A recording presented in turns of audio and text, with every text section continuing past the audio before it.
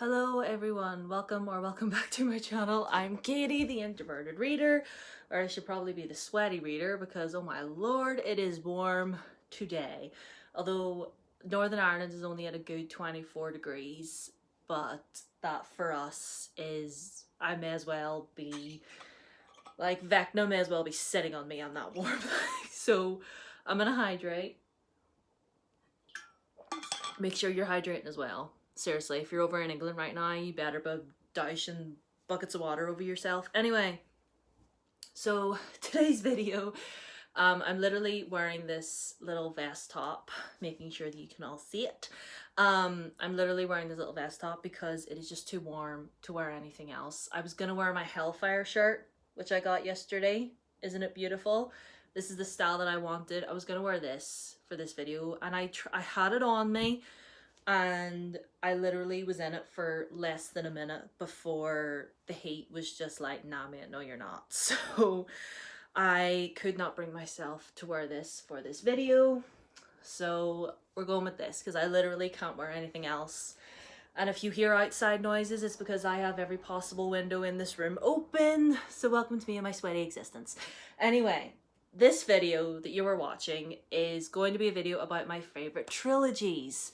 So let's all just center ourselves. Let's just hydrate one more time. Again, if you hear outside noises, I'm keeping the windows open, okay? This is what we're doing because I'm sweating. Anyway, so this video is going to be about all my favorite trilogies that I've read over the years. Some of them I've read like a good couple of years ago. Some of them I've read pretty recently. And yeah, I'm just going to sit here and tell you about them. I've got a pile here on the floor, which I think I might tell you about first. The first trilogy I want to tell you about, and your eyes are going to roll all the way to the heavens when I show you this, but the Prison Healer trilogy by Lynette Noni. So we've got the Prison Healer, Gilded Cage, and the very last one, the Blood Trader, which I read in June. This is about our girl, what is her name? I can't remember. Oh yeah, Kiva. Oh, it's too warm to remember names. So this is about our girl called Kiva, and she has been put in prison along with her father. And her father is a very, very gifted healer, so he was put in charge of healing the prisoners, you know, like wounds and stuff. And her father passes away, so for the last 9 or so years, she has been the prison healer in the prison, and it's basically her job to patch them up and to you know, give them their prison branding and stuff. And then this woman is brought into the prison, and this woman is dying, and they basically say to her, this is the rebel queen and you need to heal her so that she can stand trial. So that's the basis of it. I picked up Prison Healer completely on a whim, and I could not put it down. Like, I loved it so much, and I've literally given every single book in this trilogy 5 stars. So read it because it's wonderful. Put these down. Over here, the next one I want to tell you about is the Girls of Paper and Fire trilogy. So we've got Girls of Paper and Fire, Girls of Storm and Shadow, and the last one, Girls of Fate and Fury. This is a sapphic story about this girl who is chosen to be one of the Demon King's paper girls. Yeah, that's pretty much it. And because she's known as a paper girl because the society is split up into like 3 different factions. There's the Moon Caste, which is demon. There's the, what's the one in between? Moon and something else, which is like half demon, half human. Correct me in the comments, I can't remember, it's too warm to remember things. And then obviously paper is the lowest of the low. I think the middle class is called steel. Hold on, let me see if I can get this. Let me see if I can actually, I think the middle class is called steel, which is like half human, half demon. And then paper is fully human, which is what our girl is. And every year the king chooses, I think it's like 8 girls to be, yeah, it's 8 girls are chosen to be the king's concubines, but she gets lucky, and she doesn't really get lucky. I take that back. she gets chosen to be like the ninth girl because the king has heard about her beauty and she has these mysterious golden eyes. And basically, yes, she's brought in to be his concubine, and it is really quite heavy. There's lots of there's a lot of quite heavy themes in here. Hold on. Oh yeah, so it's just like, so trigger warnings for like rape, sexual assault, violence, and all of that. So be wary of those before you read this trilogy, but it is so well written and I love the romance in here. Like Lay and the love interest Ran fully have my heart. I love this trilogy so much. So you should definitely read it. The next one that I want to tell you about is let me get them back in order. There we go. The Captive Prince Trilogy by C.S. Pacat. So I've talked about this before, but this is an adult series about these two neighbouring kingdoms, and the Prince of one, Damon, is betrayed by his half-brother, and he gets taken captive to the neighbouring kingdom to basically be a sex slave to the prince that lives over there. And yeah, it goes from there. It has a lot of heavy themes in there, a lot of heavy themes of rape, sexual assault, pedophilia. Like, it's dark, but it's wonderful. Like, it's so dark and it deals with a lot of heavy topics, but like, this is so wonderful. And like this last book right here, so Captive Prince is the first one, Prince's Gambit is the second one, and King's Rising is the third one. And so good. Be over the age of 18 before you read it, but so good. Highly recommend. And again, be an adult before you read it. So the last one in this pile anyway, I'm just going to go quickly, is the Aurora Rising trilogy by Amy Kaufman and Jay Kristoff. So we've got Aurora Rising, Aurora Burning, and Aurora's End. And it's basically set in this world where one of our main characters, Tyler, who is like top of his class, he misses his graduation ceremony because he finds this derelict ship with this girl inside. She's the only one left alive, and it's been there for like hundreds of years, or over 100 years, I think. And this girl inside is the only one still alive. She's like in stasis, and he brings her back. And because he did that, he misses out on picking out teammates, you know, for like his crew after he's graduated from the Aurora Academy.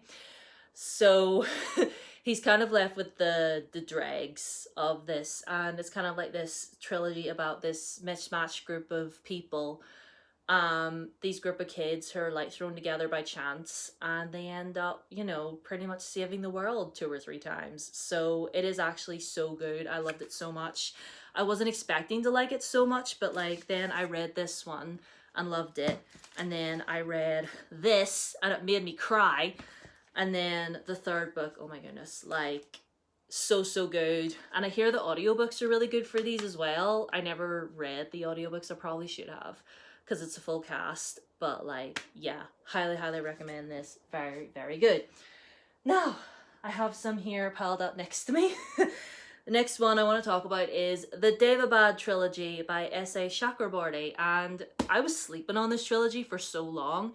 It's basically an adult fantasy series about this girl called Nari, and she lives in Cairo, and she's basically making her life as a con artist. And she, unbeknownst to her, has magic, and she accidentally summons this Jinn warrior who ends up taking her to this magical city called Devabad, and it goes from there. And it's wonderful. So the first book, City of Brass, and then we've got Kingdom of Copper, and then we've got the masterpiece, that is Empire of Gold. I listened to these via audiobook, and I highly recommend doing that because the audiobook is really good. I give each one of these 5 stars. Like nearly all of the trilogies that I've mentioned to you thus far, I've either given either a 4.5 or a full 5 star. And I'm so happy that I finally read this trilogy right here, like 5 stars for each of these. I think Kingdom of Copper might be my favorite one, but like Empire of Gold, oh, like this is a huge book, but it kept me in a chokehold all the way through, and I didn't even see the time going. So highly recommend that. The next one is a bit of an older one, but I love it. Like it's so wonderful. It holds such a near and dear place in my heart, and it's the Infernal Devices trilogy by Cassandra Clare. So we've got Clockwork Angel, Clockwork Prince, and Clockwork Princess. One of the very few books that genuinely made me sob. Like, this book broke my soul. Anyway, so this is Cassandra Clare's Infernal Devices trilogy. It's set within the Shadowhunter world, and it's set within Victorian England. Tessa Gray is our main character. She arrives from America to England because her aunt has passed away, and her brother writes her a letter basically saying, here, come and live with me in England. I've got a good job over here and I'll look after you and whatever. So it starts off with her getting off the boat in London, and then she gets kidnapped by these two women who basically kidnap her and torture her and get her to use magic that she never knew she had. And then she gets rescued by the lovely Will Herondale, who is on the cover of Clockwork Angel, and he is a shadow hunter. And then she finds out about the world of the Nephilim and everything. And this series, like, if you don't read any other Cassandra Clare book apart from these three, I'll be totally fine. And the sequel series to this, The Last Hours, like, that's an honorable mention, but like, I have the first two Last Hours on this shelf here behind me. Chain of Thorns isn't coming out until next year in January, which I'm really sad about, but it's fine. But I love this. And just as a side note, if anybody could tell me where I could get the Dark Artifices in these smaller paperback editions, you know, with these sort of spines, because I would like to get rid of the huge chonkers that I have for that trilogy and just have all my Shadowhunter books in these editions. So if you could point me in the direction of where I could find the Dark Artifices with these spines, that'd be great. Anyway, so Infernal Devices, top tier, we love it. Will, Jem, and Tessa are like in a happy polyamorous relationship in my mind, and they're happy, and yes, everything's fine. So another older one, which I don't really talk about, but literally some of the, like, okay, so this series, this little trilogy right here, this is a trilogy. This is the Goddess of Partholon trilogy by P.C. Cast, who is my favorite author of all time, and Divine by Mistake is probably my favorite book of all time. So we've got Divine by Mistake, Divine by Choice, and then Divine by Blood. Literally, this book right here, I read way back when I was in sort of my paranormal romance phase, way back when as a teenager. And this is adult, and I didn't read this as an adult, but like, I've read this book maybe like 5 times in my lifetime. It is because of reading this book by this author that I got inspired to write my own stories. And it's basically about this woman called Shannon Parker, and she is 35 years old. She goes to this auction and she comes across this mysterious urn. It's like this black sort of like funeral urn type thing, and she gets drawn into it, but it is a catalyst to draw her into a magical world. And she finds herself in this magical world, and everybody's treating her like a goddess. And she's like, why? What's going on? And yeah, there's centaurs in this, which I never thought I'd ever be into. But the centaurs in this, oh my goodness, come and save me any day of the week. You're probably thinking I'm really weird, but if you've read this, you understand. But literally, this book right here, seriously, one of my favorite, literally, if not my favorite book of all time, because I've literally read it like 4 or 5 times. And I really want to reread it now that I'm sitting here. I think I might reread these at some stage, just because you need some smutty paranormal romance in your life and some goddess magic, and you know, to just make you feel empowered as a woman. You know what I mean? Like, these books really help me feel so empowered in myself. Like, I'm not even joking when I say that. Like, and I love PC Cast so much. I love her. Like, favorite author of all time. And the last one that I want to talk to you about is a middle grade, and that is the Magnus Chase trilogy by Rick Riordan.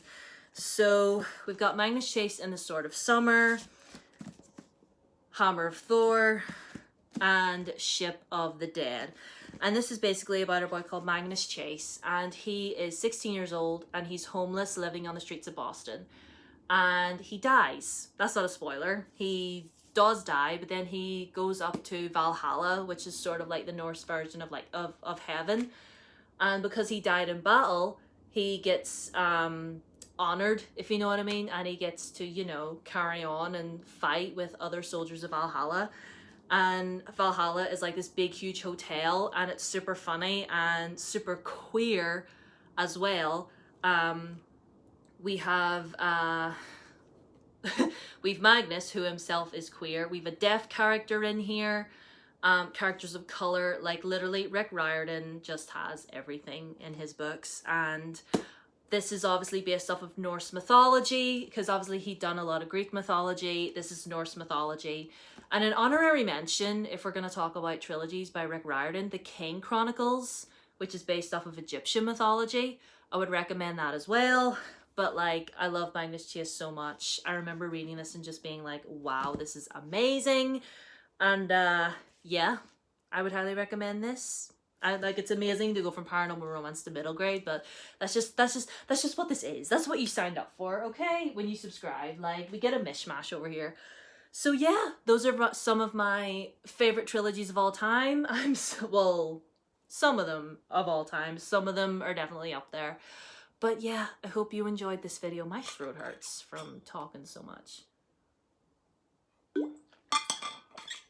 Anyway, I hope you all enjoyed this video. I'll not keep you for too much longer, but thank you so much for watching. I hope you're all doing well. Stay safe in this heat, my friends, because it is no joke. Like, stay safe. So Twitter, Instagram, down below as always. Subscribe if you haven't already. Ring the bell, and everything, links, everything down below. And I'll see you in my next video, which will be next Tuesday, because I'm working over the weekend. So I will see you next Tuesday, and then some Saturday in between. Not sure when. But yeah, I'll see you soon. Bye.